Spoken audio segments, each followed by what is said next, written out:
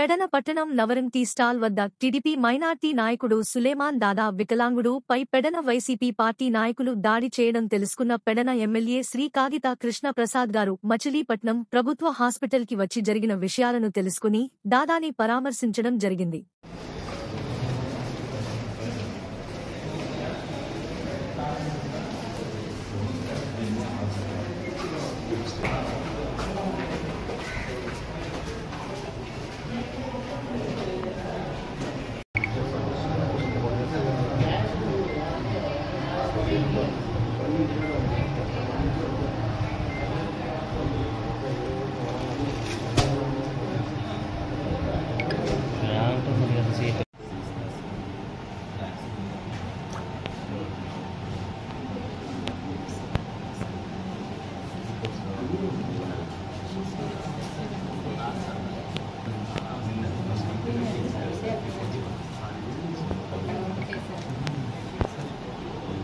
ఎడం పక్కన నొప్పి ఏమైనా వస్తుందా?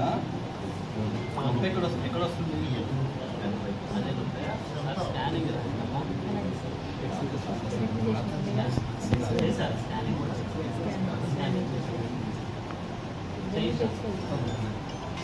కారణంగా ఒక 20 నుంచి 25 మంది వైసీపీ రౌడీలందరూ కూడా వచ్చి ఆయన మీద దాడి చేశారు. అంటే కావాలని కుట్రపూర్తిగా గొడవ పెట్టుకుని ఏదో విధంగా వాళ్ళని దాడి చేసి వాళ్ళందరినీ కూడా ఇబ్బంది పెట్టాలని చెప్పేసి వైసీపీ నాయకులు మళ్లీ మొదలుపెట్టారని చెప్పి నేను తెలియజేస్తా ఉన్నాను. గతంలో కూడా మరి వైసీపీ ప్రభుత్వ అధికారులు ఉన్నప్పుడు పెడన పట్టణంలో ప్యాకాట్ క్లబ్లు పెట్టి కోట్లాది రూపాయలు సంపాదించి ఈరోజు డబ్బు ఉందని చెప్పి అదే మదంతో ఈ రోజున తెలుగుదేశం పార్టీ కార్యకర్తల మీదకి దాడికి దిగుతూ ఉన్నారు. ఎట్టి పరిస్థితుల్లో దీన్ని ఉపేక్షించేది లేదు.